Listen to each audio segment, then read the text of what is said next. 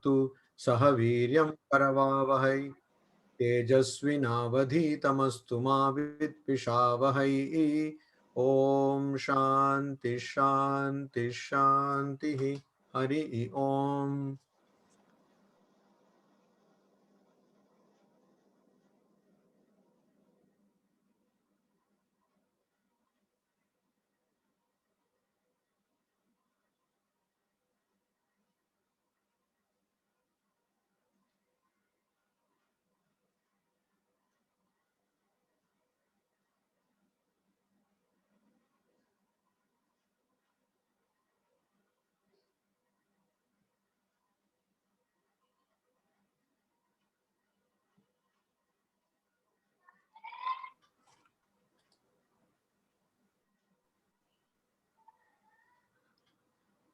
भगवद गीता আমরা দ্বিতীয় অধ্যায়ে ছিলাম।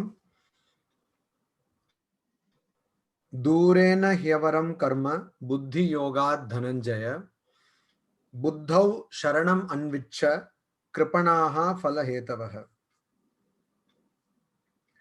এখানে এর আগে ভগবান শ্রীকৃষ্ণ বলেছেন যে আমাদের কর্ম করারই অধিকার, ফলের কোনো অধিকার নেই।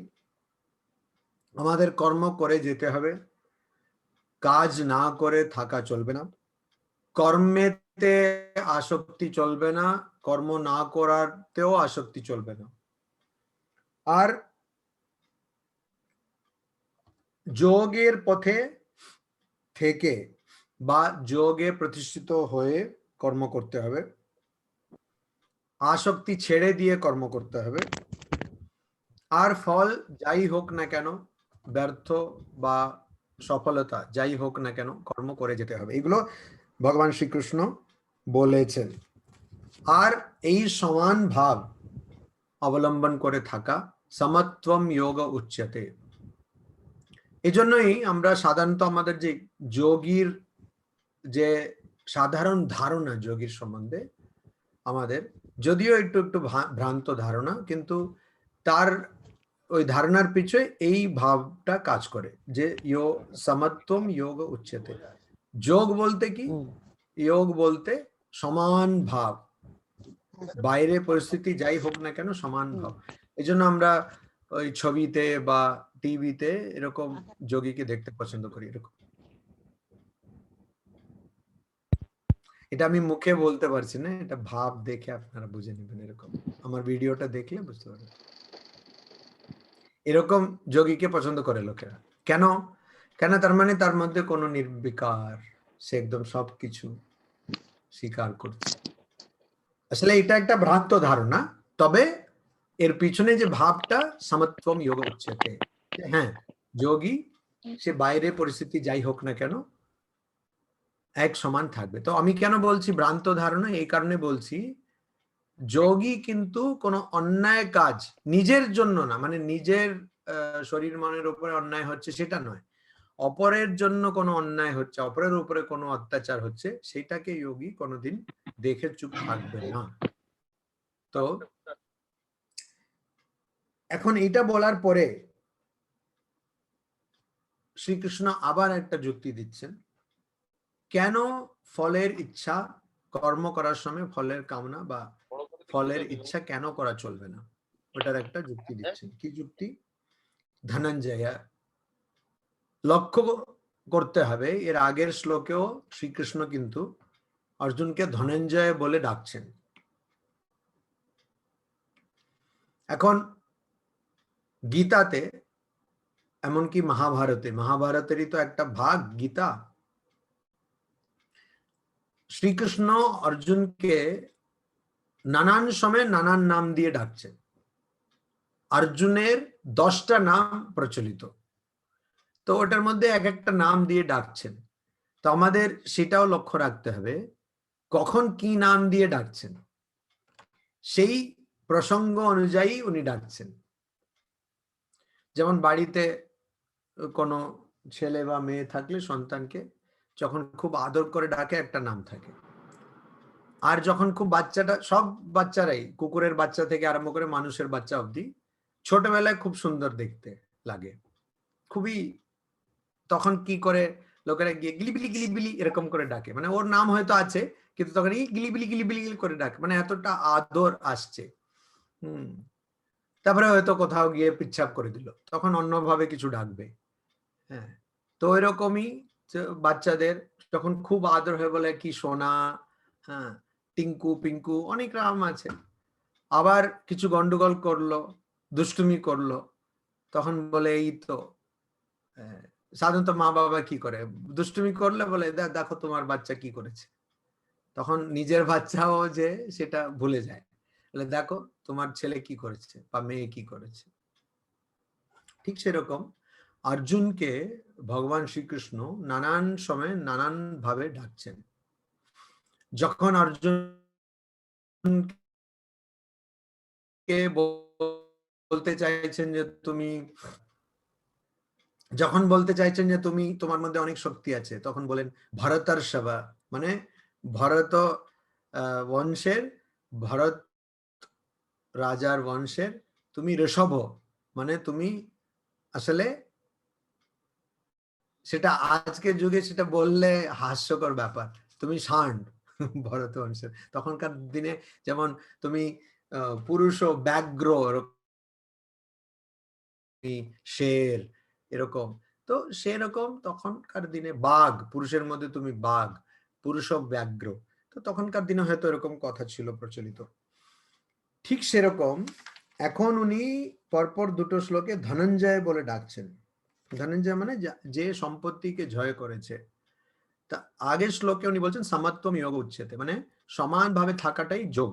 তখন বলছেন ধনঞ্জয়, মানে তুমি সম্পত্তিকে জয় করবে। এখানে মানেটা হচ্ছে তুমি সম্পত্তিকে জয় করেছো, কিন্তু আমরা বুঝবো কি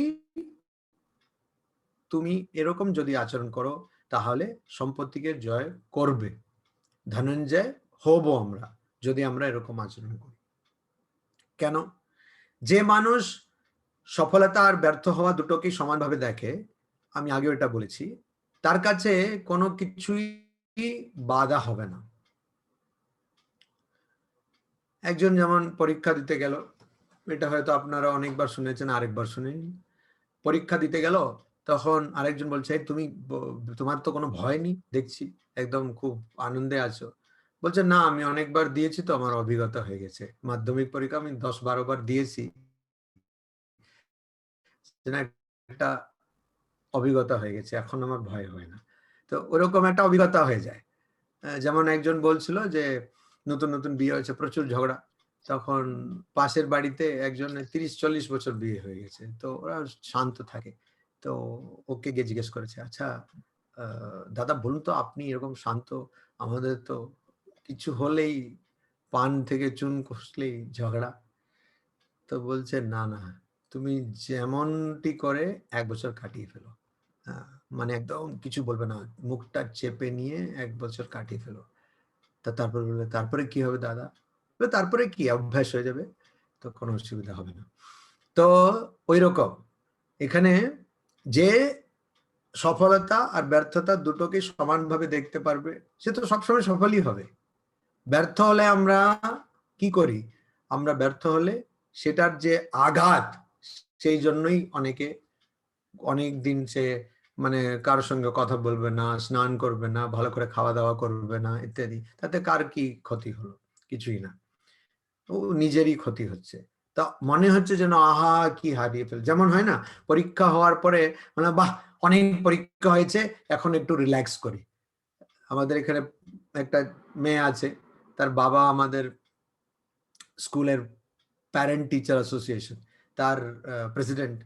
তো তিনি বলছেন আমার মেয়ের একটা, মানে মেয়ে মোটামুটি ভালোই, তার বুদ্ধি টুদ্ধি, তো বলছে ও এখন পরীক্ষার পরে 15 দিন শুধু ঘুমোচ্ছে। তো আমি ওকে জিজ্ঞেস করলাম একটু বেশি হয়ে যায়নি ঘুমটা?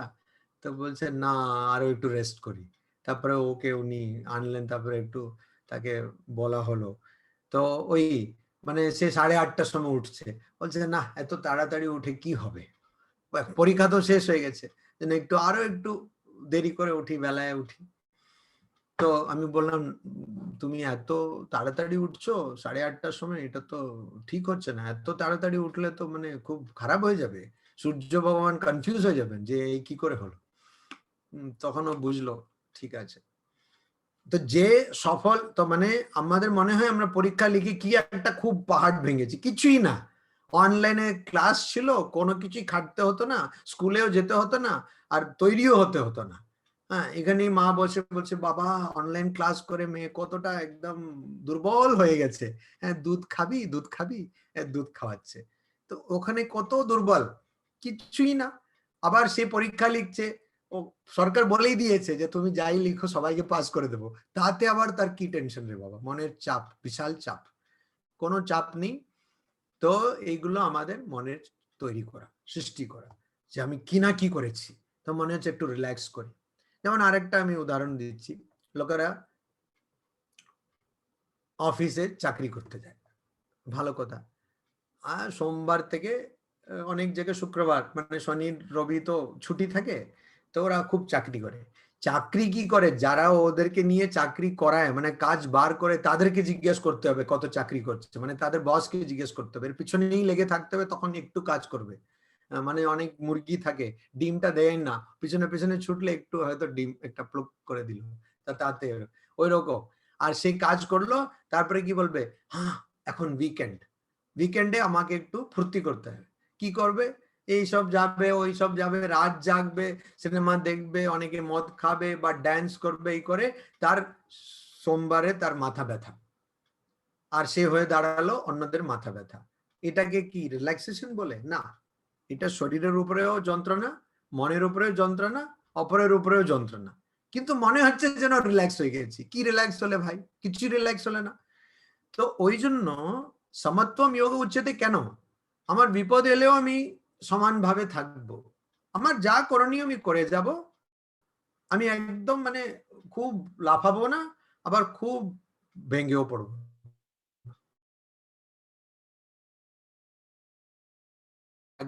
সে তো ধনঞ্জয় হবেই, সে ধনঞ্জয় হবেই, মানে তার ধন মানে তার সম্পত্তি তো তার কাছে আসবেই।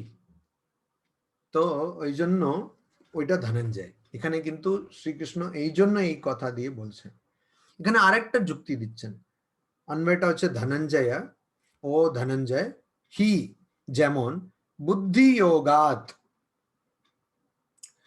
মানে বুদ্ধি যোগাত, বুদ্ধি যোগ মানে কি, যেখানে আমাদের মন ফলের ইচ্ছা জন্য বা ফলের কামনার জন্য বিচলিত হয় না, ওটা হচ্ছে বুদ্ধি যোগ। দূরেন কর্মম অবরম, তো যে বুদ্ধ মানে শরণম অন্বিচ্ছ ফলহেতবঃ কৃপণঃ,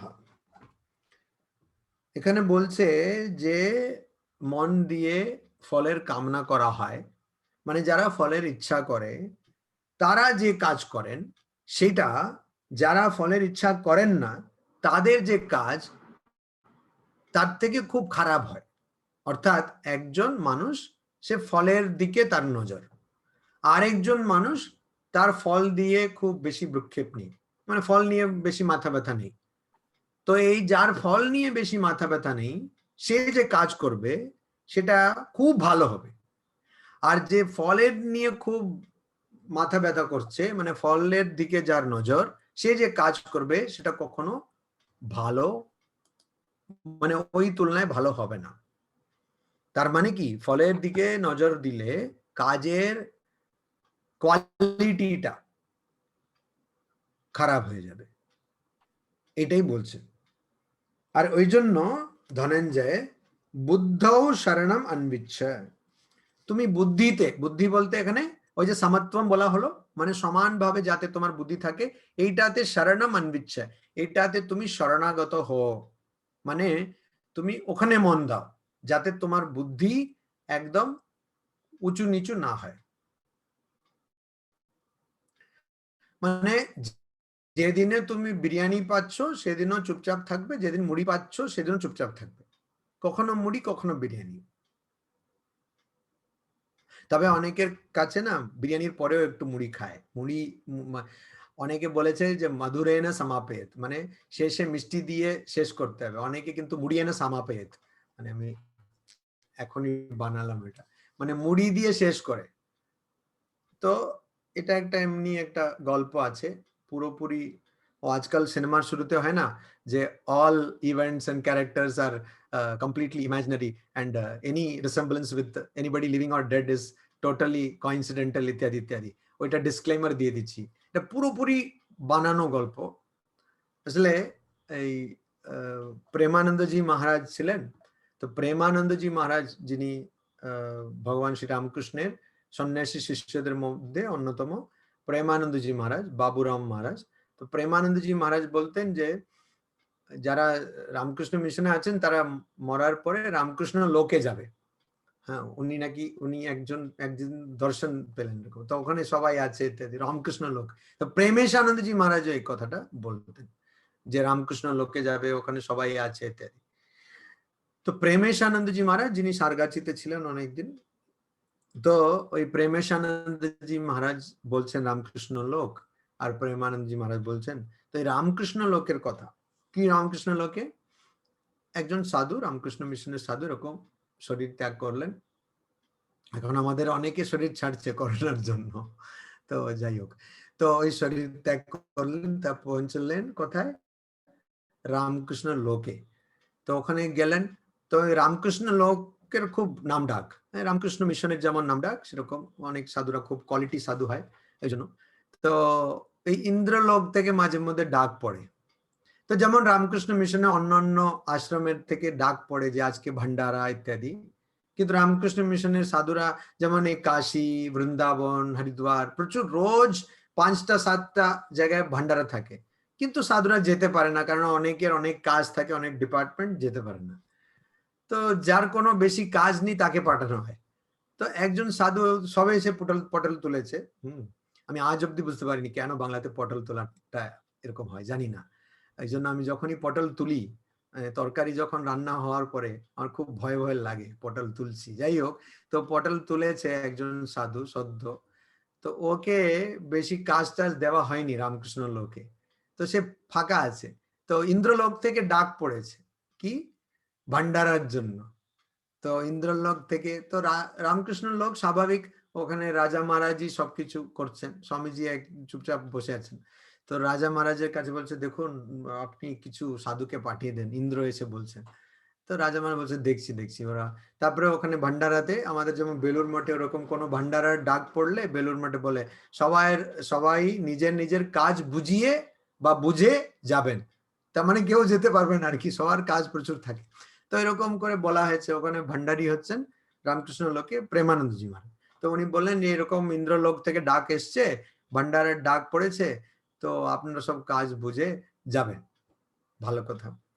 তো তখন দেখা গেল কেউ গেল না, এই সাধু তখনই গেছিলেন, কোনো কাজ টাজ নেই, বলে ভাই দেখো ইন্দ্র ডেকেছে বেচারি, কেউ না গেলে খুব খারাপ হবে, তুমি যাও। তো ও যাচ্ছে আর কি। তো ওই সাধু গেছে, তো যেই রামকৃষ্ণ লোক থেকে এসছে, মানে ওকে আলাদা করে বসানো হলো, খুব তার মান সম্মান করা হলো, তারপরে তাকে খাওয়ানো হলো। এখন ইন্দ্রলোকের ভান্ডারা মানে কি খাওয়ানো হবে, স্বাভাবিক অমৃত খাওয়ানো হবে, আর কি খাবে, অমৃত। তো সবাইকে অমৃত, সবার পাতায় অমৃত পরিবেশন করা হলো, আর এই সাধু বসে আছে, কিন্তু সাধুর ঠিক মনোপত হচ্ছে না খাওয়াটা। তো ইন্দ্র দেখছেন, খুব মানে বিশেষ লক্ষ্য দিচ্ছেন এই সাধুর দিকে, রামকৃষ্ণ লোক থেকে এসছে, তো তো দেখছেন যে সাধু খাচ্ছে না। তো বলছে আচ্ছা মহারাজ কি হলো, আপনি কিছু খাচ্ছে না? বলছে না, এটা যে মুড়ি পাওয়া যাবে একটু, বলছে একটু মুড়ি পাওয়া যাবে। তো এইটাই, তো কারো কারোর জন্য ওই মুড়িটাই, যাই হোক, কিন্তু সাধারণ মানুষের কাছে মুড়ি মানে বিরিয়ানির থেকে খুব খারাপ। তো মুড়ি পেলেও সমানভাবে থাকতে হবে, বিরিয়ানি পেলেও সমানভাবে থাকতে হবে, এরকম যে থাকবে তার জীবনে খুব আনন্দই থাকবে। ওইটা এখানে বলছে যে তুমি বুদ্ধি, বুদ্ধি মানে যেটা সমান বুদ্ধি, যেখানে জয় অজয়, মানে অজয় মানে এখানে যাকে কেউ জয় করেনি সেটা নয়, জয় মানে সফলতা, অজয় মানে ব্যর্থতা। তো দুটোতেই তুমি সমান থাকবে। তো সমান বুদ্ধি, যারা সমান বুদ্ধিতে থাকে তারা সবসময় জয় পায়। ওই জন্য তুমি সমান বুদ্ধিতে শরণাপন্ন হও, তার মানে তোমার বুদ্ধিটা যেন সবসময় সমান অবস্থায় থাকে। সমান অবস্থায় থাকে মানে অনেকে আছে ঘুমিয়ে আছে, তারপরে জিজ্ঞেস করছে আচ্ছা কি হলো, না ভূমিকম্প হচ্ছে, পাশ ফিরে শুলো, বলে হ্যাঁ ঠিক আছে হোক না ভূমিকম্প। ওই রকম সমান না, ওই রকম সমান না, ওটা সমান মানে যাই হোক না কেন, আগুন লেগে গেলেও সে কুড়েমি থেকে সরবে না, সেই সেই সমান না। সমান মানে যা করণীয় সেটা করতে হবে, একদম খুব তৎপর থাকতে হবে, আর সক্রিয় থাকতে হবে, অ্যাক্টিভ থাকতে হবে। কিন্তু যদি নিজের মতন মনের মতন ফল না পাওয়া যায়, তাহলে কিন্তু একদম হতাশ হওয়া চলবে না, ভেঙে পড়া চলবে না। এইটাই হচ্ছে সমান। তো ওইটা বলছেন, তারপরে বলছেন ফলহে তব হ্যাঁ কৃপনাহা, খুব বড় কথা বলছে কৃপনাহা। কৃপন মানে কি, বাংলাতে কথা আছে কৃপন, আর হিন্দিতে বলে কঞ্জুস। আবার যারা বাঙালিরা বাইরে আছে, যেমন অনেকে হয়তো এখানে আছেন, তারা বাংলা হলেও কঞ্জুস বলে। আমি বৃন্দাবনে ছিলাম 4 বছর, বৃন্দাবনে আপনারা জানেন প্রচুর প্রবাসী বাঙালি। তো প্রবাসী বাঙালির বাংলা না অদ্ভুত অদ্ভুত হয়, মানে অদ্ভুত মানে এখন তো যাই হোক কলকাতার বাংলাটাই অনেক অদ্ভুত হয়ে গেছে, প্রবাসী বাঙালির বাংলা খুব অদ্ভুত হয়। কেমন বলছে, মহারাজ আমি তখন ভীত বলেছিলাম, আমি তখন ভীত বলেছিলাম, মানে তখনই বলেছিলাম না, তখন ভীত বলেছিলাম, মহারাজ আপনি জলদি জলদি করুন, আমার দের হয়ে যাচ্ছে। এইগুলো হচ্ছে প্রবাসী বাঙালি। তো প্রবাসী বাঙালি যেমন লখনৌতে আছে, কাশিতে প্রচুর আছে, হ্যাঁ, আর ওরকম বৃন্দাবনে আছে। তো এখানে কিন্তু এটাই কৃপনাহা মানে, বাংলাতে কৃপন মানে কৃপন, মানে হিন্দিতে বলবে কঞ্জুস। আচ্ছা আমি নিজের লোভ সমরণ করতে পারছি না, একটা কঞ্জুস নিয়ে একটা ছোট চুটকি আছে, হয়তো অনেকে শুনেছেন, হয়তো কেউ শোনেনি। এই 3 জন চায়ের দোকানে চা খেতে গেল, চায়ের দোকানে আবার কি খেতে যাবে, চাই খেতে যাবে, যাই হোক, তো ওরা চা খেতে গেছে। শুনেছেন? জয়শ্রীতে মাথা নাড়ছেন, না শোনেননি। তো যাই হোক চা খেতে গেছে, তো এমনই হয়েছে ওই 3 জন যেমন চা খেতে গেছে, আরো 3 জন বন্ধু, তারা কিন্তু মানুষ নয়, তারাও এসেছে চা খেতে। তারা হচ্ছে মাছি, 3 জন মাছি, তারাও এক হয়ে এসছে চা খেতে। এবারে 3 জন এসে কি করেছে, ডাইভ করেছে চায়ের মধ্যে। 3 জনের চা, 3 জনই ডাইভ করেছে, ডাইভ করে ওখানেই তৎক্ষণাৎই তারা পটল তুলেছে। দেখুন মাছিটাও পটল তুলে, হ্যাঁ পটল তুলেছে। এবারে এই চায়ের মধ্যে মাছি, কিরকম বিদঘুটে পরিস্থিতি। তখন প্রথম লোকটি কি করলো, সে সাধারণ মানুষ, মানে আমার মতন আর কি, সাধারণ মানুষ। তো সে কি করলো, সে দেখলো ওহো চায়ের মধ্যে পড়ে গেছে মাছি, এখন চাটাকে কি করে খাওয়া যাবে, খাওয়া যাবে না, ওই জন্য ফেলে দিল, চাটাকে ফেলে দিল, বলে না চাটা খারাপ হয়ে গেছে, বলে আর একটা চা। আরেকজন তার সঙ্গে ছিল, সে দেখলো ওহো হো চায়ের মধ্যে পড়ে গেছে মাছি, বলে ঠিক আছে যাই হোক, বলে মাছিটাকে বার করলো, ফেলে দিল, আর চাটা খেলো। এই যে ভদ্রলোক দ্বিতীয়, তিনি হচ্ছেন কঞ্জুস, নিয়েছেন কৃপণ। আর তৃতীয় একজন ছিলেন, তিনি কি করলেন, বলে ও হো হো হো চায়ের মধ্যে পড়ে গেল মাছি, সে মাছিটাকে বার করলেন, আর ওই কাপের সঙ্গে একটা সসার থাকে তাই না, ওই একটা ছোট এরকম থালা মতন থাকে না কাপের সঙ্গে, সেটাকে বার করলেন, ওখানে রাখলেন যত্নে মাছিকে, তারপরে এই চাটা খেলেন, তারপরে ওই মাছিটাকে নিয়ে সেটাকে ভালো করে চুষে নিলেন, ওর মধ্যে চা আটকে ছিল যে, তো এইকে বলে মাখি চুষ। হ্যাঁ, সেটা আরেকটা প্রজন্ম। যাই হোক, তো আমি এই লোভটা সম্বরণ করতে পারিনি, ক্ষমা চাই, একদম দেরি করে এলাম, আবার এসব অদ্ভুত অদ্ভুত গল্প বলছি, অনেকে ভাবছেন মহারাজের আজকে কিছু হয়েছে, হ্যাঁ গরমটা এখানে বেড়েছে ঠিকই, কিন্তু কিছু হয়নি। তো কৃপনাহা ফল হেতবাহা, যারা ফলের হেতুর জন্য, হেতু মানে কারণ, যারা ফলের জন্য কাজ করেন তারা কৃপণ। এটা আবার কি কথা, একটু ভাবতে, মানে যারা ফলের জন্য কাজ করেন তারা কৃপণ, মানে তারা ফলের জন্য কাজ করেন, কৃপণ কি করে হলেন তারা, এটা ভাবতে হবে। আমি ঠাকুরের উদাহরণ থেকে একটা উদাহরণ দিচ্ছি, গল্পটা আপনারা সবাই জানেন। মিসেস বিষ্ণু লক্ষ্মী, মা লক্ষ্মী, তিনি মিস্টার বিষ্ণুর পা টিপছিলেন। আমি ঠিক পরিস্থিতি জানি না, একটু বেশি মির্চ মশলা এদিক ওদিক দিচ্ছি আর কি, শুনতে ভালো লাগে। ঘটনাটা খানিকটা এরকম, তখন হঠাৎ বিষ্ণু গেলেন উঠে, আর একটু বলছেন দাঁড়াও আমি আসছি, তারপরে একটু গিয়ে আবার বলছেন ঠিক আছে, আবার এসে শুয়ে পড়েছেন, আবার ইনি পা টিপতে শুরু করলেন। তো বিষ্ণুকে মিসেস বিষ্ণু জিজ্ঞেস করলেন কি ব্যাপারটা কি ঘটলো? বললেন না, এটা ভদ্রলোক আমার ভক্ত, সে যাচ্ছিল রাস্তায়, তখন কয়েকজন তাকে মানে ডাকাত তাকে ঘিরেছে আর কি, সে তখন বলছে নারায়ণ নারায়ণ আমাকে বাঁচাও, তো আমি এই জন্য যাচ্ছিলাম। মানে গল্পে অনেক মানে অনেক ভুল আছে, অনেক ফাঁক আছে, কেননা বিষ্ণুকে কোথাও যেতে হবে না, ওখান থেকে অনেক কিছু করতে পারেন। তা যাই হোক, ওইগুলো অত ডিটেলস এর মধ্যে না যাওয়াটাই ভালো। তো ওই যাচ্ছিলেন, তারপর বলে আবার ফিরে এলে কেন? না ফিরে এলাম কেননা ও একটা ওই মানে একটা ওখানে ছিল কি বলে ডান্ডা ছিল, সেটাকে ও তুলে নিয়েছে, মানে নিজে সে করছে। তো কৃপণাহ ফল হেতবাহ, আমার যেটা মনে হয়, মানে অনেক আচার্য এরকম লিখেছেন, ভাষ্য ব্যাখ্যা করেছেন, যে আমরা যে কাজ করি, আমরা যদি তার ফলের কামনা না করি, তাহলে প্রথম কি হবে সেটা তো আগে বলা হয়েছে, আমাদের যে নতুন কর্ম সৃষ্টি হবে না, নতুন কর্ম সৃষ্টি হবে না, কারণ যে পুরনো কর্ম সেইটা ক্ষয় হবে, নতুন কর্ম সৃষ্টি হবে না। এটা হচ্ছে প্রথম কথা। দ্বিতীয় কথা,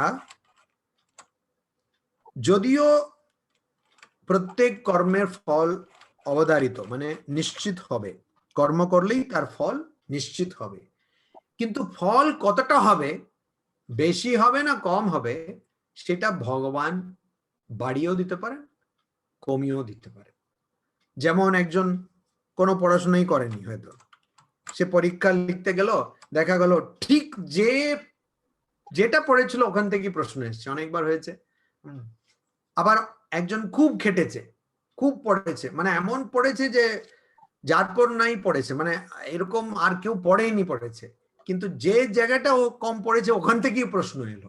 তো এটা ভগবানের খেলা, দুজনেরই খেটেছে, দুজনেরই খাটনি আছে, কিন্তু একজন ফলটা পেল সহজভাবে, একজন পেল খুব কঠিন ভাবে। তো ওইটা কিন্তু ভগবানের হাতে আছে। মা বলছেন যেখানে মাথা যাওয়ার কথা ছিল একটু ঘা হয়ে গেল।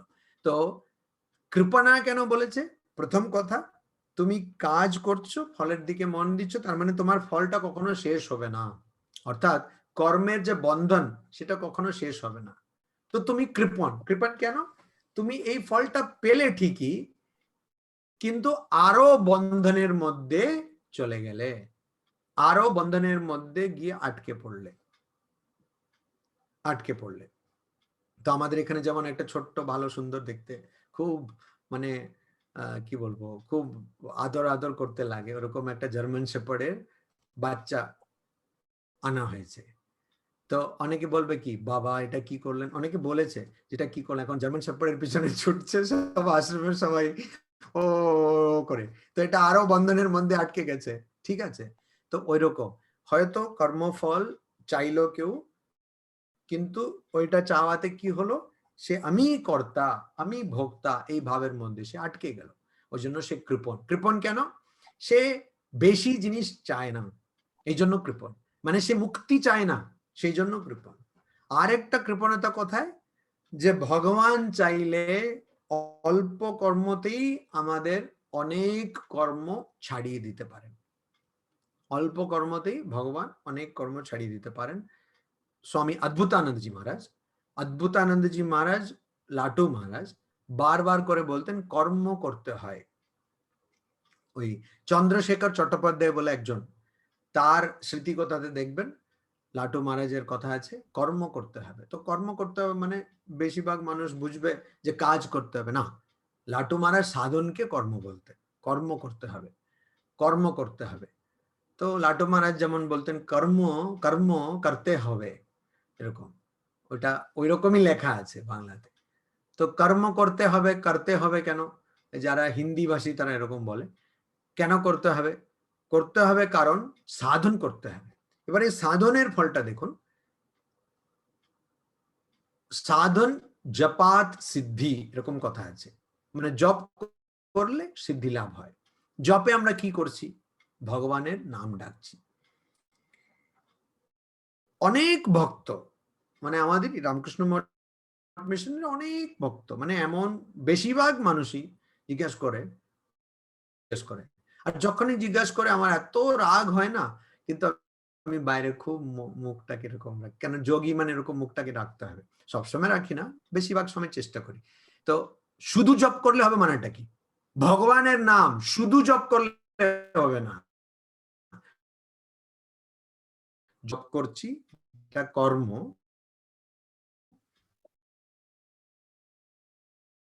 যুগে করতে যাবে না, তারপর দেখা গেল সবকিছু বন্ধ হয়ে গেল। হ্যাঁ, তো এই নাক থেকে টিপছে, এর থেকে বার করছে, ওখান থেকে টিপছে, ওখান থেকে বার করছে ইত্যাদি। কেউ হয়তো এক হাত উপর করে ওরকম, ওসব কিচ্ছু করতে হবে না। কেন? কেন ভগবানের দয়া অসীম।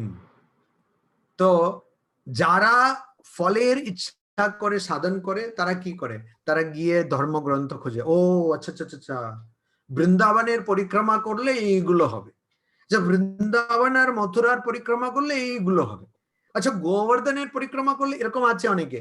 আচ্ছা মহারাজ এটা করতে গেলে কি হবে?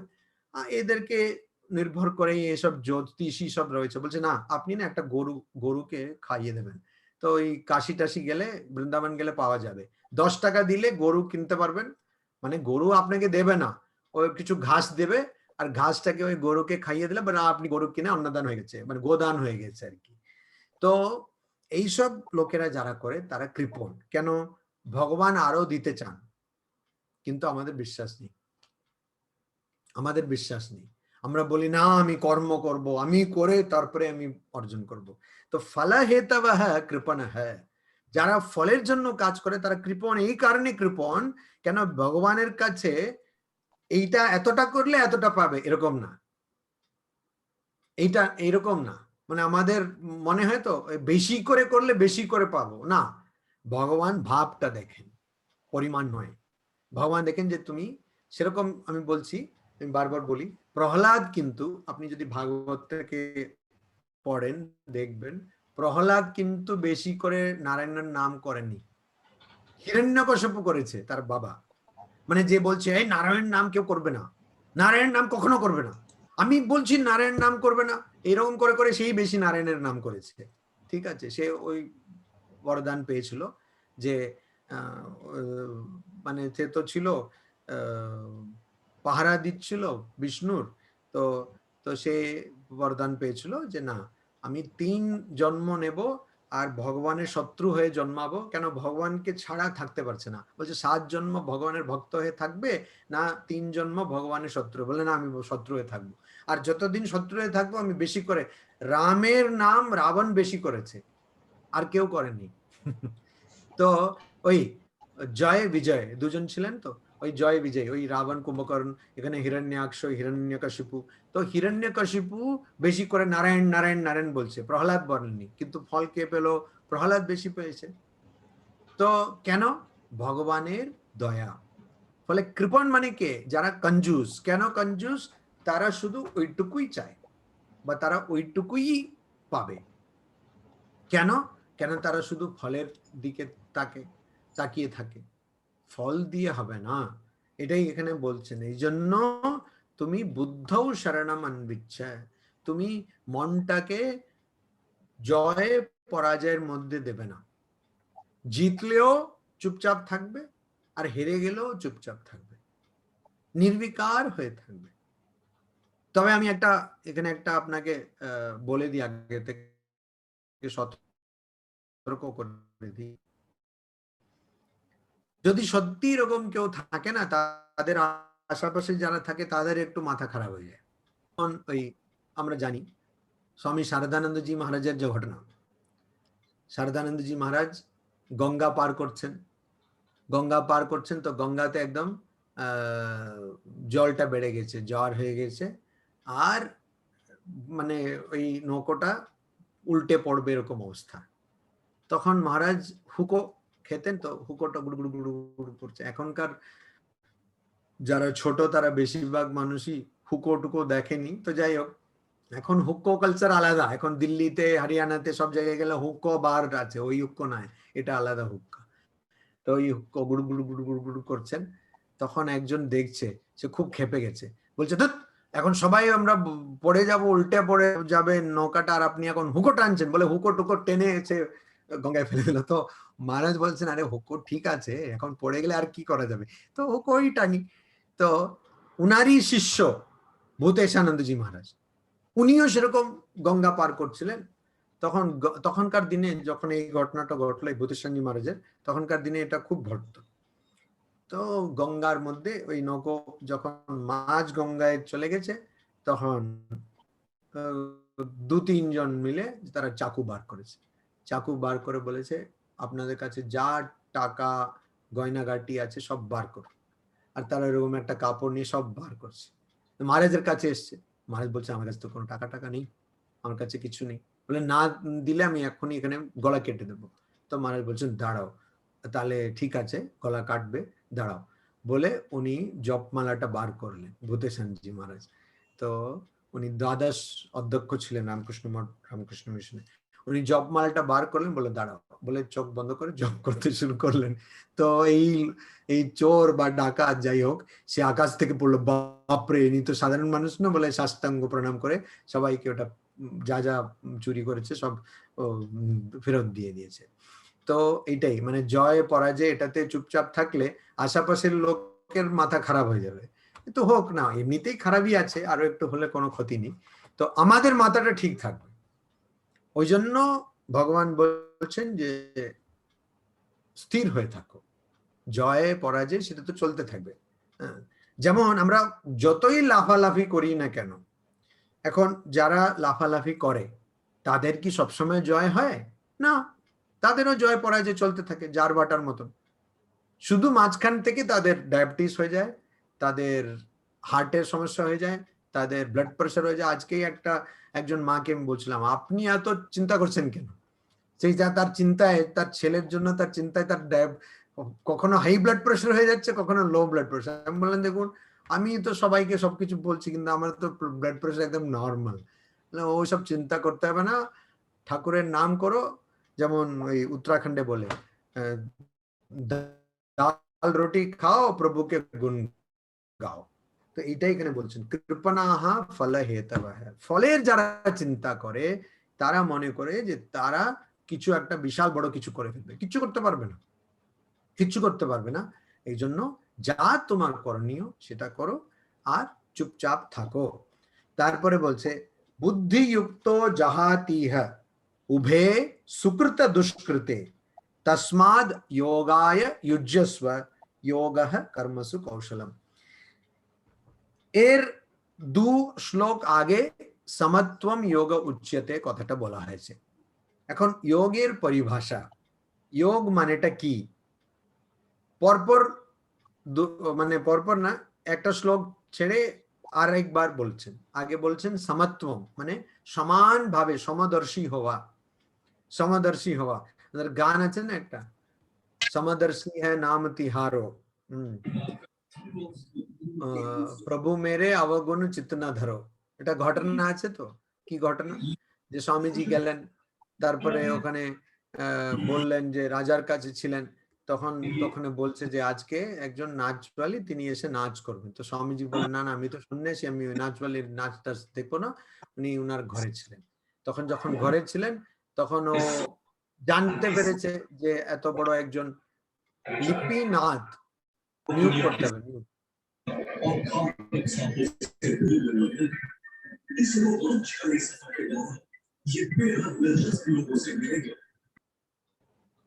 লিপিনাথকে, আবার প্রীতি রায়কেও মিউট করতে হবে। এটা করোনার যুগে খুব ভালো। এমনিতে আমরা অনেক সময় ভাবি অনেককে মিউট করতে হবে, পারি না, কিন্তু করোনাতে করা যায়, একটা টিপে দিলে মিউট। এখন চেষ্টা করে, এখন বলতে পারবে না। তো এটা ভালো, খুব অনেক কিছু শক্তি দিয়েছে ভগবান। তো যাই হোক, তো এরকম করে নাচের জন্য যাবেন না স্বামীজি, আর উনি নিজের ঘরে বসে আছেন। তখন তিনি তো জানতে পেরেছেন যে স্বামীজি এসছে, আর তিনি খুব ইচ্ছা তার যে আমি স্বামীজির সামনে একটা গান করছেন যে প্রভু মেরে চিত্ত গুণ অবগুণ চিত্ত না ধরো, সমদর্শী হ্যাঁ নাম তিহারো। মানে তোমার প্রভুর মানে ভগবানের নাম হচ্ছে সমদর্শী। সমদর্শী কেন? সে সবাইকে সমান ভাবে দেখে, যেমন মা আমচাত্রীও দেখতেন, আবার সে সুরতকেও দেখতেন। অনুরাধা সেনজি মিউট করুন, মিউট মিউট।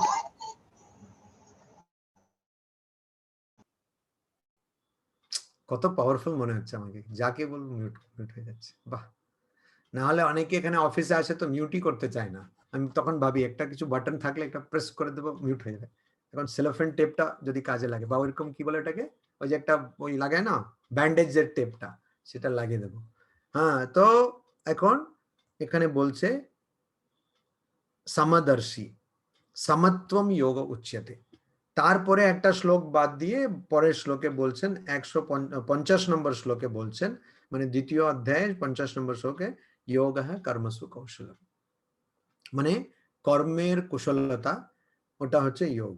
তো যোগ মানে সমত্বম, সমদর্শী হওয়া, যোগ মানে কর্মে কুশলতা। এটা দুটো কি করে এক হবে? তার আগে আমরা দেখি বুদ্ধিমান ভাবে থাকে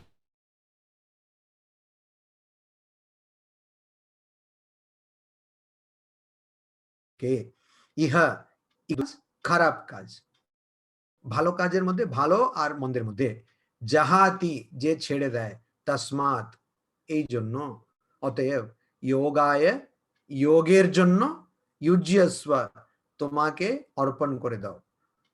যোগ যোগটা হচ্ছে কর্মসু কাজের মধ্যে, কৌশলম কুশলতা। এবারে এটার মানেটা আমরা এখন দেখব। বলছেন একজন যে সমদর্শী, অর্থাৎ যে ভালো ফল খারাপ ফল দুটোর মধ্যে সমানভাবে থাকে, যার মনের অবস্থা সমান থাকে, মানে আমি আগে যে উদাহরণ দিলাম বিরিয়ানি আর মুড়ি, এরপর যখনই কর্মের কথা ভাববেন বিরিয়ানি মনে পড়বে। হ্যাঁ, তো বিরিয়ানি আর মুড়ি যার কাছে সমানভাবে থাকে, সে এই জন্মে বা এই জীবনে সুকৃত দুষ্কৃতের জাহাতি, ভালো আর মন্দ থেকে মুক্ত হয়ে যায়। জাহাতি মানে ত্যাগ করে, তার মানে মুক্ত হয়ে যায়, মানে তার কাছে কোনোটাই ভালো না, কোনোটাই মন্দ না, সবকিছু সমান। আবার এটা কেন হতে হবে? উপনিষদে বলছে সর্বম খলু ইদম ব্রহ্ম, ইদম সর্বম ব্রহ্ম খলু। এই যা আমরা দেখছি প্রপঞ্চ সবকিছু ব্রহ্মই। ব্রহ্মই মানে নিশ্চয়ই ব্রহ্ম, ব্রহ্ম বা ভগবান। আমরা যা দেখছি যদি সেটা ভগবান হয়, আমরা যখন ব্যর্থ হচ্ছি তখনও ভগবান আছেন। ভগবান কি কখনো আছেন আর কখনো নেই এরকম না, ভগবান ওখানেও আছেন। সাপের মধ্যেও ভগবান আছেন, কাঠবিড়ালির মধ্যেও ভগবান আছেন, জার্মান শেপার্ডের মধ্যেও ভগবান আছেন, আবার রাস্তার কুকুরের মধ্যেও ভগবান আছেন। আবার অনেক মানুষ যে কাঠবিড়ালি না সাপ না কাক বিচ্ছে আমরা বুঝতে পারি না, মানুষের বোঝা যায় না, কখনো কাক বিচ্ছে হয়ে যায়, কখনো কাঠবিড়ালি হয়ে যায় ইত্যাদি। তো তার মধ্যেও কিন্তু ভগবান রয়েছেন। ফলে এমন কোনো জায়গা নেই, এমন কোনো সময় নেই, এমন কিছুই নেই যার মধ্যে ভগবান নেই। তাই যদি হয়, তাহলে আমরা যদি প্রকৃত ভক্ত হই বা প্রকৃত জ্ঞানী হই, তাহলে আমরা এই পার্থক্য দেখব কেন? পার্থক্য দেখব কেন? তবে এখানে ঠাকুরের ওই কথাটাও মনে রাখতে হবে যে যখন হাতি, পাগল পাগল হাতির কথা তুমি ভাবছো সেটা নারায়ণ, তখন মাহৎ নারায়ণের কথাও ভাবতে হবে, ওখানেও ভগবান আছে, এটা আমাদের জানতে হবে। তো যে ব্যক্তি সব জায়গায় কিন্তু সমান বুদ্ধি রাখে, কেন? সব জায়গায় ভগবান আছেন বলে, তার আর ভালো আর মন্দর মধ্যে কোনো পার্থক্য থাকে না। তার মানে কি, আমার যদি ভালো মন্দের মধ্যে পার্থক্য না থাকলে আমি সবসময় আনন্দে থাকবো। আমার আনন্দ কোনো কিছুকে আশ্রয় করে থাকবে না। আমি আইসক্রিম পেলাম এই জন্য আনন্দে আছি না, আইসক্রিম না পেলেও আনন্দে আছি। গরম বেড়ে গেছে, জুনের মাস, দিল্লিতে প্রচুর প্রচুর গরম হবে আমার এরকম আন্দাজ করছি, তো বেড়ে গেছে।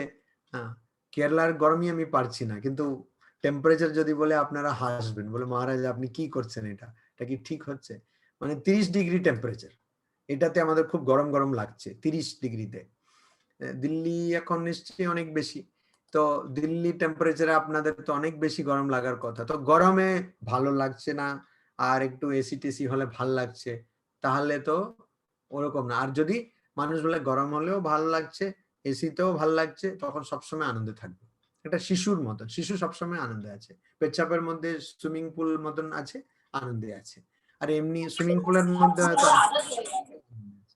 আবার আর মাধব বেরা মিউট মিউট করে দিয়েছে, তো আনন্দে আছে। তো ওইরকম সব এর মধ্যে আনন্দ থাকে, সুকৃতে দুষ্কৃতে, সুকৃতে আবার দুষ্কৃতে, মানে ভালোর মধ্যেও আনন্দে আছে। কৃত মানে এখানে কাজের কথা বলা হচ্ছে না, কাজের কর্মফলের কথা বলা হচ্ছে, মানে যে আমাদের অনুভব আমরা পাই সেটাতে। তো দুটোকেই সে অতিক্রম করেছে, দুটোকে ছাড়িয়ে যাচ্ছে, ভালো মন্দকে।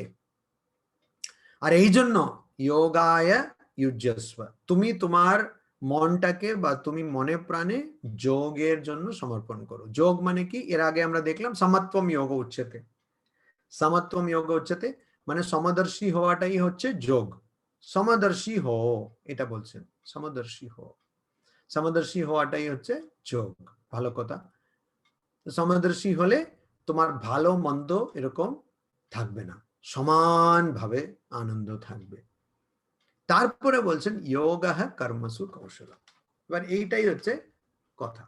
এটা কি কৌশল বলতে আমরা যা বুঝি, এফিসিয়েন্সি মানে ভালোভাবে কাজ করা।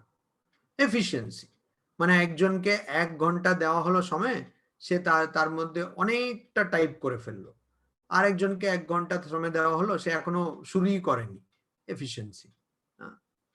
তো মানে দেখছি যে একটা রেলওয়ে ক্লার্ক অনেক টিকিট কেটে ফেললো, আরেকজন বসে আছে, সে হয়তো এখনো টাকা গুনছে গুনছে, তো গুনছেই। এফিসিয়েন্সি। একজন 1 ঘন্টার মধ্যে অনেক বাড়ির অনেক কাজ করে ফেললো, অনেক কিছু করে ফেললো, আরেকজন গিয়ে বাজার টাজার করে ফেললো, আরেকজন খুব মানে বলে না ল্যাদ খাচ্ছে। বাংলাতে কিছু কিছু প্রয়োগ সেটা অন্য ভাষাতে থাকতেই পারে না, আর সে থাকলেও সেই অনুবাদে ওই ভাবটা আসে না, ল্যাদ খাওয়া বললেই কেমন কেমন লাগে, ল্যাদ খাচ্ছি, শুয়ে আছে এরকম করে হেলান দিয়ে বলছে ল্যাদ খাচ্ছি, বাস।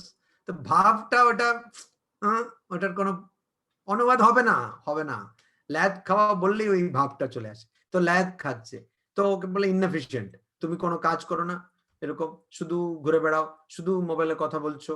এই জন্য অনেক জাপানে নিয়ম আছে, সরকার নিয়ম করে দিয়েছে, ইমেল শুধু 2 বার দেখা যাবে, সকালবেলা একবার আর বিকেল বেলা একবার। ওরা দেখলো সবসময় ইমেল দেখছে, আরে তুমি কি প্রধানমন্ত্রী নাকি তোমাকে সবাই ইমেল পাঠাবে? তো ওইটা হচ্ছে ইনএফিশিয়েন্সি, মানে তার দক্ষতা নেই কাজ করতে গিয়ে। আবার অনেকে কম্পিউটার অদ্ভুত জিনিস, যখন কম্পিউটার নতুন নতুন এলো, আমি এটা ছোটদের জন্য বলছি, কেন ছোটরা তো বুঝতেই পারবে না যে এমন একটা জগৎ ছিল যখন কম্পিউটার ছিল না। আর আমি এমন প্রজন্মের মানুষ যারা আমাদের আমাদের অনেক খাটতে হয়েছে, কেন আমাদের ম্যানুয়ালও শিখতে হয়েছে, কম্পিউটারও শিখতে হয়েছে, ম্যানুয়ালেও খাটতে হয়েছে, কম্পিউটারও খাটতে হয়েছে, ওই জন্য। আর দুটোতেই করতে হয়েছে, নাহলে মরে যাবো। স্কুল থেকেই শুরু করে, মানে ম্যানুয়ালও করো, কম্পিউটারও করো। তো যখন কম্পিউটার নতুন নতুন এসছে, তখন ব্যাংকে বা অন্য জায়গায় একটা অ্যালাওয়েন্স দিত, কম্পিউটার অ্যালাওয়েন্স। এরা গিয়ে কতগুলো কোর্স অ্যাটেন্ড করতো, কিছুই বুঝতো না, এসে মানে অন্যথা নেবেন না যদি কেউ সেই অ্যালাওয়েন্স পেয়ে থাকে নিজেই। কিন্তু আজকের পরিপ্রেক্ষিতে দেখলে এরকমই ঘটনা, যে কিছুই বুঝতো না, তারপরে এসে সে কয়েকটা টাকা, বেশ ভালো টাকা অ্যালাওয়েন্স পেত। তো এটা কেন, যে ও কম্পিউটার জানে, তো এরা কম্পিউটার অন করবে, তারপরে তাতে পেপার লাগাবে প্রিন্টারে, এই করতে করতেই দুপুর হয়ে যেত, খাওয়ার সময় হয়ে যেত। তারপরে বেশিরভাগ দিন, এখনো কিন্তু এটা হয়, বেশিরভাগ দিন বলবে না আজকে আমাদের কম্পিউটার কাজ করছে না, কম্পিউটার ডাউন। এখন যেমন করোনার যুগে বলছে সোমবারে খোলা থাকবে, বুধবারে খোলা থাকবে, তার মধ্যে আবার একদিন কম্পিউটার ডাউন হয়ে গেল, কালকে এলাম কম্পিউটার ডাউন, 3 ঘন্টা পরে এসো। তো এইরকম অবস্থা। তো এটাকে বলে কি, ইনএফিশিয়েন্ট, মানে সে পারছে না। এই ছোটরা বুঝতেই পারবে না যে কম্পিউটার ছাড়া কি করে কাজ হয়, বা কম্পিউটার জানে না এটা কি করে সম্ভব। তো এরকমও লোক আছে। তো দক্ষতা নেই সেটাকে আমরা বলি ইনএফিশিয়েন্ট, মানে কৌশল নেই। আর যে কুশল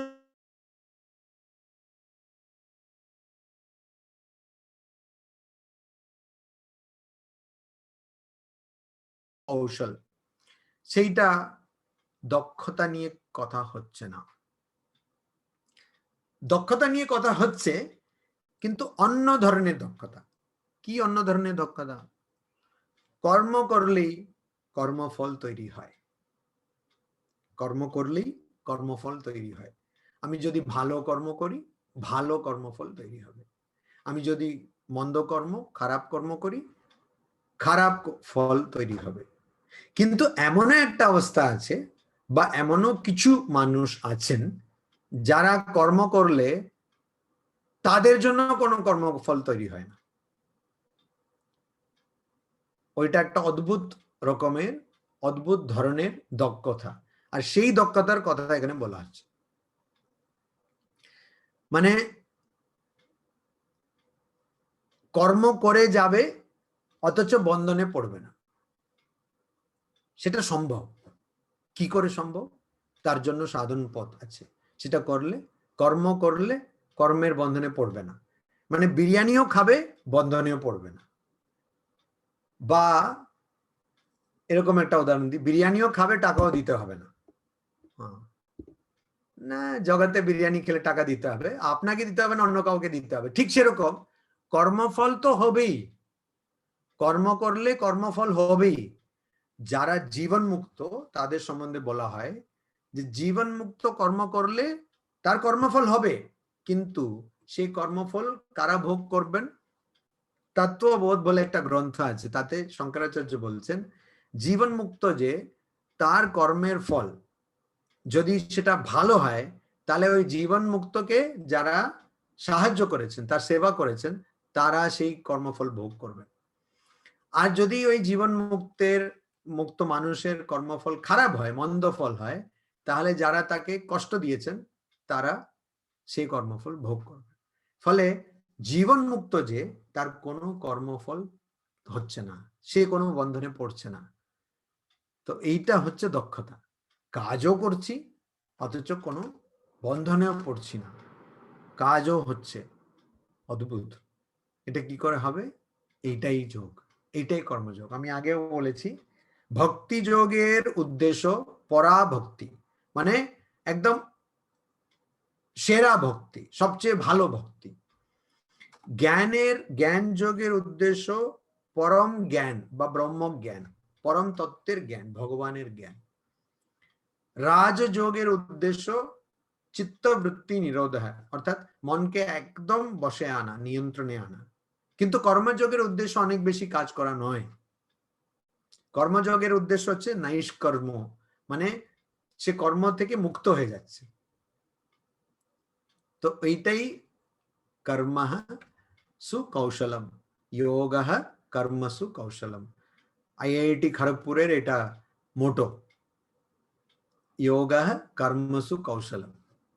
কর্মে কুশলতা হচ্ছে যোগ। তো সমত্বম যোগ উচ্যতে, সমদর্শী হওয়াটা যোগ। আর যদি কেউ ঠিক ঠিক অর্থে, ঠিক ঠিক ভাবে যদি কেউ সমদর্শী হয়, তো সে কর্মে দক্ষ হয়ে যাবে। মানে সে কর্ম করবে কিন্তু কোনো ফল হবে না। আচ্ছা, কর্ম করব কোনো ফল পাবে না, এটা আমরা কি করে বুঝবো? যখন কোনো মানে একটুও ইচ্ছা থাকবে না। মা বলছেন একটা রসগোল্লা খাওয়ার ইচ্ছা থাকলেও আবার জন্মাতে হবে। খুব মানে খুবই ডেঞ্জারাস কথা এটা, আমি দেখলাম। হ্যাঁ, যখনই কেসি দাসের ডাব্বাগুলো দেখি, হালদিরামেরও আছে ওই রসগোল্লার ডাব্বা আছে না, আমি দেখে বাপরে বাপে, তো খুবই মানে রসগোল্লা শুধু না, গোলাপ জামুনও হলে যে কোনো জিনিস একটা ছোট্ট ইচ্ছা থাকলেও আবার জন্মাতে হবে, আবার এ ফর অ্যাপল না, এটা আবার অনলাইন ক্লাস, আবার সে অনলাইন ক্লাস করতে হবে, আবার করোনা এলে তো বিপদ হয়ে যাবে। না, দরকার নেই বাবা, এই জন্মটাই শেষ জন্ম হোক। তো অনেকে ভাবছে আমরা এই গীতা ক্লাস অ্যাটেন্ড করছি, আমাদের খুব বিশ্বাস এটাই শেষ জন্ম হবে, কেন এত যন্ত্রণা যখন হচ্ছে, এর চেয়ে আর বেশি যন্ত্রণা আমরা পারবো না। তো এই কর্মসু কৌশলম, এবারে যোগঃ কর্মসু কৌশলম, এটা কি করে করা যাবে? এখানে আমার কিন্তু একটা কথা বলছি, কর্মে দক্ষতা হচ্ছে যোগ। তো এখানে দক্ষতা বলা হলো যে কর্ম করা হবে কিন্তু তার কোনো ফল হবে না, বন্ধন হবে না, এটাই যোগ। তার সঙ্গে কিন্তু এটাও জানা উচিত, জানা দরকার, জেনে রাখা ভালো, সেটা হচ্ছে সেইটা করতে গেলেও কিন্তু কর্মের মধ্যে দক্ষতা দরকার। তার মানে আমি ধরুন কম্পিউটারে কাজ করব, আমাকে এমন কাজ করতে হবে যাতে আমার বন্ধন না হয়, কিন্তু সেইটা করতে গেলেও আমাকে জানতে হবে কম্পিউটারে কি করে কাজ করব, মানে সেই কুশলতাও থাকতে হবে। কিন্তু ওটা বিশাল বেশি এফিশিয়েন্ট না হলেও চলবে, মানে খুব বেশি একদম পাহাড় কেটে ফেলছি সেটা না হলেও চলবে, কিন্তু জানতে হবে, মানে কর্মের জন্য সেটা দরকার। না হলে কি হবে, ভাই আমি কাজ করতে পারছি না, কম্পিউটার খুলতে পারছি না, আমাকে আর 4-5 জনের পিছনে যেতে হচ্ছে, তাদেরকে নির্ভর করতে হচ্ছে, কখনো আমি বন্ধন থেকে মুক্ত হব না। ফলে কাজ করার জ্ঞানটা থাকতে হবে, অথচ কোনো ফলের ইচ্ছা থাকবে না। দুটো জিনিস, কেন অনেকে ভাবে যে এখানে তো কর্মযোগে বলা আছে যে কর্মের বন্ধন থেকে মুক্তি, কিন্তু এখানেই কর্মণ্যেবাধিকারস্তে ইত্যাদি যখন বলছেন তখন বলছেন যে অকাজে আসক্ত হবো না, মানে কাজ না করা, অকর্ম, কাজ না করার অবস্থাতে আসক্ত হবে না। ফলে কাজ করা জানতে হবে, কিন্তু ওখানে ফলের কামনা করতে নেই। তো এইটা দুটো, এখানেই হচ্ছে সমস্যা। যারা কাজ করাটা খুব ভালো দিক, মানে মাতাল, তারা কাজের প্রতি মাতাল,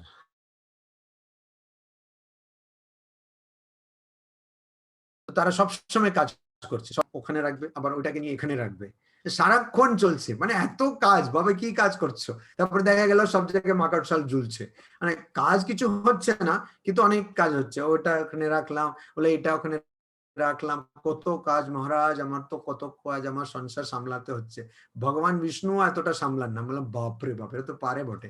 তো ওটা কেন হচ্ছে, কেন মনে হচ্ছে যে আমি অনেক কাজ করে ফেলছি, তারপরে যেখানে প্রয়োজন নেই সেখানে করবে, একটা আলমিরা থাকবে সেখানে অনেকটা লেবেল লাগিয়ে দেবে, দেখুন কত গুছিয়ে কাজ করছে, আবার সেই ফাইলের উপরে একটা লেবেল লাগবে। একজনকে আমি জানতাম, তার কাছে একটা ফাইল ছিল বলে এটা ফাইলের ফাইল, মানে কত ফাইল আছে তার একটা ফাইল করে রেখেছেন। তো এরকম অনেক কাজ বাড়ানোর অনেক উপায় আছে, তো ওইটা করে কোনো লাভ হবে না। তো ওইটা কারা করে, যারা নিজেকে মনে করে এফিশিয়েন্ট, তারা মনে করে আমি কত দক্ষ কাজে, সেই দক্ষতাও দরকার, কিন্তু এরকম হলে কি হবে, সে কাজের মধ্যে নিজেকে জড়িয়ে ফেলে, বলে না জড়িয়ে ফেলা, কাজের মধ্যে জড়িয়ে ফেলে, অনেক জড়িয়ে ফেলেছে। তো এখন খুব সহজভাবে কাজগুলো করা যায়, মানে যতটা না করলে নয় সেরকমও করা যায়, কম জিনিস দিয়েও করা যায়, আবার অনেক বিস্তার করে একদম টেনে টেনে করা যায়। কোনটার মধ্যে দক্ষতা আছে, কোনটার মধ্যে দক্ষতা নেই, হ্যাঁ, সেগুলো ভাবতে হবে। আমাকে, আমি অনেক, যখন অনেক বছর আগে, তখন আমি সাধু হইনি, একটা কাজ হচ্ছে, তখন একজন, সে সেই পৃষ্ঠার সংখ্যা মনে রাখছে, মানে মুখস্থ হয়ে গেছে, তারা এতই বুদ্ধি যে মুখস্থ হয়ে গেছে, অমুক পেজ নাম্বার, অমুক পেজ নাম্বার, সে বলছে দেখছো আমি সব মুখস্থ করে দিয়েছি, এই লেকচারের অমুক পেজ নাম্বার। আমি বললাম আমি করিনি, কারণ এটা কোনো দরকার নেই, আমাকে কেউ তো জিজ্ঞেস করবে না অমুক লেকচার কোন পেজ নাম্বারে আছে, সেটা ইন্ডেক্স খুলে আমি দেখে নেবো কোন পেজ নম্বরে আছে। আমি আমার বুদ্ধিটাকে এরকম ফালতু জিনিসের জন্য খরচা করি না। আর সত্যি আপনি যদি কোনো মনে রাখার এগুলোর যত ট্রেনিং থাকে না, ওটাতে দেখবেন ফালতু জিনিস মগজে ঢোকাবেন না, সেটা অন্য কোথাও লিখে রাখবে। অনেকে ফোন নাম্বার মুখস্থ করে রাখে, অনেক কিছু করে, তাতে কিচ্ছু হবে না। এখন গুগলও করে দিয়েছে, সব ব্যাকআপ নিয়ে নিচ্ছে, আর ফোন নম্বর মনে রেখে কোনো লাভ নেই। তো সেই রকম ফালতু জিনিস মনে না রেখে ভগবানের নাম মনে রাখতে হবে, আমার কি করতে হবে সেটা মনে রাখতে হবে, ভাবগুলো মনে রাখতে হবে। হ্যাঁ, ভগবত গীতার শ্লোক বা উপনিষদের শ্লোক বা ঠাকুরের কথামৃতির যুক্তি বা উক্তি বা স্বামীজির বাণী, এগুলো মনে রাখতে হবে। তো এই দক্ষতা নিয়ে অনেক সমস্যা আছে, কেন সাধারণত আমরা যাদের কর্মে দক্ষ হিসাবে দেখি, তারা কিন্তু কর্মে জড়িয়ে পড়ে, সেটা কিন্তু এখানে বলছেন না। আবার এই দক্ষতা মানে যেখানে কর্মের মধ্যে জড়িয়ে পড়ে না, সেইটা আনতে গেলে কর্ম জানতে হবে, তবে তো কর্ম করবে। যদি না জানে কি করে করবে? ওই জন্য লাটু মহারাজের সম্বন্ধে অনেকে বলছেন, স্বামীজিও বলছেন, অন্যরাও বলছেন যে আমরা তো এত পড়াশোনা করছি, যখন মনটা একটু চঞ্চল হয়ে যাচ্ছে, পড়াশোনা করছি, একটু কাজ করছি, কিন্তু লাটু তার আর কোনো সম্বল নেই, শুধু ভগবানের নাম নিয়ে যাচ্ছে। এ তো একদম মানে অদ্ভুত ব্যাপার, এটা সাধারণ মানুষ পারবে না কখনো। তো ওই জন্য কর্মযোগ দিয়ে যদি মুক্তি লাভ করতে হয়, ভগবান লাভ করতে হয়, তাহলে কর্ম করাটা জানতে হবে। অনেকে এই জন্য বেশি কর্ম, আমি আগেও বলেছি, বেশি কর্ম করাটাকে অনেকে মনে করে সেটা কর্মযোগ। সেটা কর্মযোগ নয়, সেটা কর্মভোগ। কর্মযোগ হচ্ছে কর্মের বন্ধন থেকে মুক্ত হওয়া, কিন্তু কি করে করবে? তার জন্য কর্ম করাটা জানতে হবে, অথচ সেটার মধ্যে জড়িয়ে পড়া চলবে না। তো এই কর্ম কৌশলম, কর্মসু কৌশলম, যোগ কর্মসু কৌশলম, এটা সম্বন্ধে আবার আমরা দেখব। এরও অনেক, এই সব যে শ্লোক আমরা দেখছি, সমত্বম যোগ, সমত্বম যোগ উচ্যতে, তারপরে যোগ কর্মসু কৌশলম, এগুলো সব গুরুত্বপূর্ণ জিনিস। এই শ্লোককে মুখস্থ করে রাখা ভালো। কর্মণ্যেবাধিকারস্তে, কর্মণ্যেবাধিকারস্তে মা ফলেষু কদাচন ইত্যাদি, এইসবকে মুখস্থ করে রাখা ভালো। আর এর মানেটাও, এর যে এত আঙ্গিক রয়েছে, এত দিক রয়েছে, সেগুলোকেও ভালো করে মনে গেঁথে দেওয়া ভালো। কেন আমরা যখন কাজ করি সবসময় যদি এটা মনে রাখি, তাহলে পরে শ্রীকৃষ্ণ বলবেন অকর্ম, তারপরে অকর্ম মানে যেটা ভুল কাজ বা কাজ না করে থাকা, এইগুলো থেকে আমরা বেঁচে যাব। তো ওইটাকেও বুঝতে, ওটা জানতে, কোনটা কর্ম, কোনটা ভালো কর্ম, কোনটা খারাপ কর্ম, কোনটা উল্টো দিকে কর্ম, এগুলো জানতে হবে। জেনে আমাদের কর্ম ক্ষয়ের জন্য কাজ করতে হবে। এটা আমরা সামনে সপ্তাহ আমরা এটা দেখব।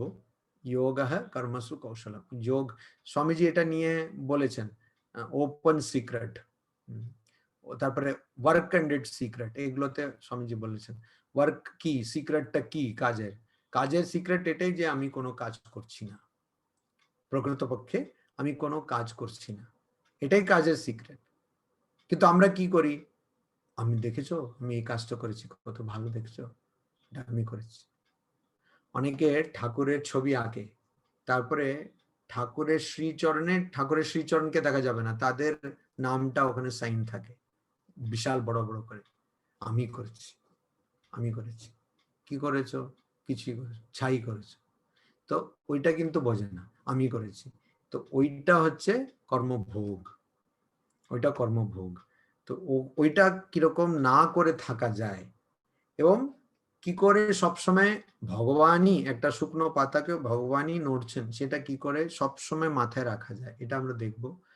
আর আপনাদের কাছে আমার একটা অনুরোধ আছে যে ভগবত গীতা এগুলো আমরা পড়ছি, তো একটু সেগুলোকে জীবনে, বিশেষ করে যারা ছোট, কেন তোমাদেরই, তোমার কাছে আশা করা যায়, বড় যারা হয়ে গেছেন সব মানে এক পা তো শ্মশানের দিকে, তো ওই জন্য বেশি আশা করা যাবে না। তবে আপনাদের ছোটদের কাছে আশা করা যায়, তোমরা ওই যা শুনছো, হ্যাঁ, আর যদি না বোঝো জিজ্ঞেস করে নেবে, আর শুনছো সেটাকে একটু কাজে লাগাবে, ঠিক আছে? অনেক খাটবে, পড়াশোনা করবে, কিন্তু ভালো মার্ক এলেও ঠিক আছে, খারাপ মার্ক এলেও ঠিক আছে, আরো পড়াশোনা করবে, তাতে একদম মনটাকে ভেঙে যেতে দেবে না। এটা করলে দেখবে কিছুদিন করাতেই দেখবে একটা খুব ভালো ফল পাচ্ছ। ফল মানে তুমি নিজেই বুঝতে পারবে যে না, এটা আমাকে অনেকটা বল দিচ্ছে, মনের বলটা দিচ্ছে। তো ওম শান্তি শান্তি শান্তি, হরি ওম তৎসৎ, শ্রী রাম কৃষ্ণার্পণমস্তু।